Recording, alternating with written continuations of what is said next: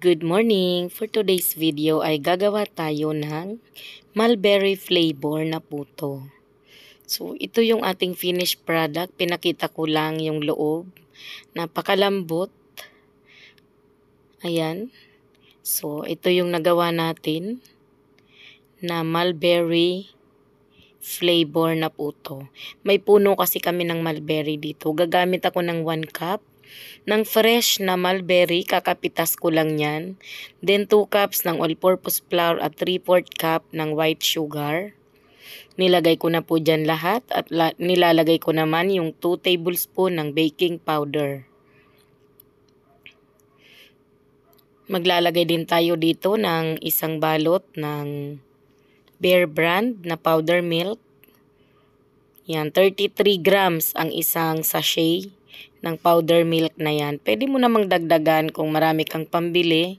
Kung pang sarili lang din ay itudo mo na. Pwedeng 2 supot ng Bear Brand.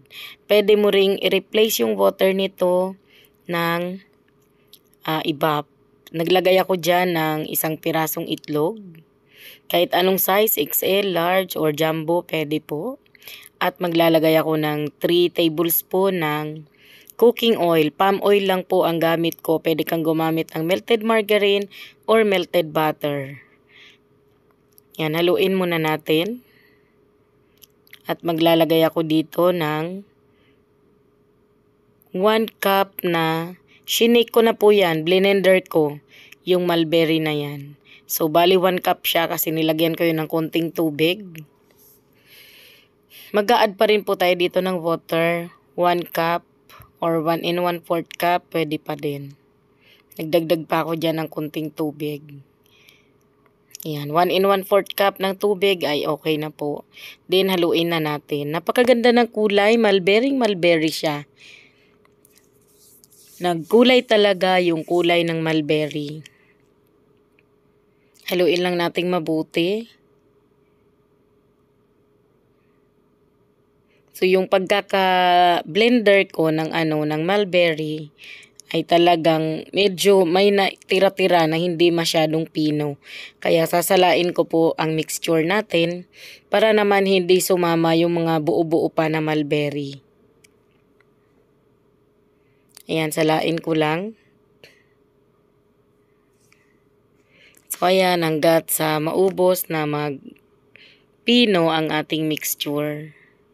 Pagkatapos naman nating masala, ma-strain lahat yung ating mixture, ay maglalagay na tayo dito sa mga puto molder.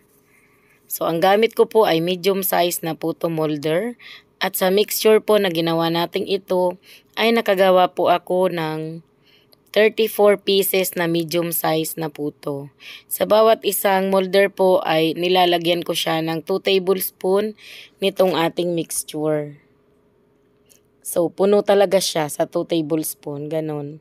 Halos puno na siya, halos wala na siyang space. At maglalagay rin po pala tayo dito ng toppings na cheese.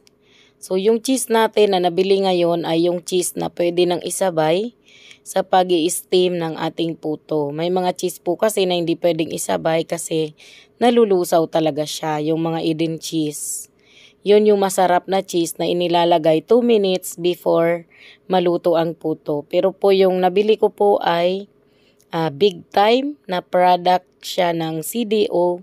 Pwede na siyang isabay kasi hindi siya malaling matunaw. Ayan, at ito na. Nabuo na natin yung isang salang sa rice cooker lang po pala tayo magluluto. At ayan, nilalagay na po natin yung cheese na ini-slice natin kanina. So, ang ganda ng pagkaka-slice ko ng cheese. Pantay-pantay talaga yung pagka-square niya. Isasabay na natin kasi hindi kaagad to nami-melt itong cheese na to. Kasi yan, medyo mura lang kasi yan pero pwede na rin. Pero hindi siya ganun kaganda pag sa puto mo talaga gagamitin kasi hindi siya nagme-melt. As in buong buo pa siya na cheese. Kahit i-steam pa natin ng 10 minutes. So, ito po i-steam ko siya ng 10 minutes. And after 10 minutes, ito na po ang ating mulberry puto cheese. Oh, diba? Pwede pala yun. So, lasang-lasa din naman ang mulberry at talaga namang kulay na kulay mulberry siya.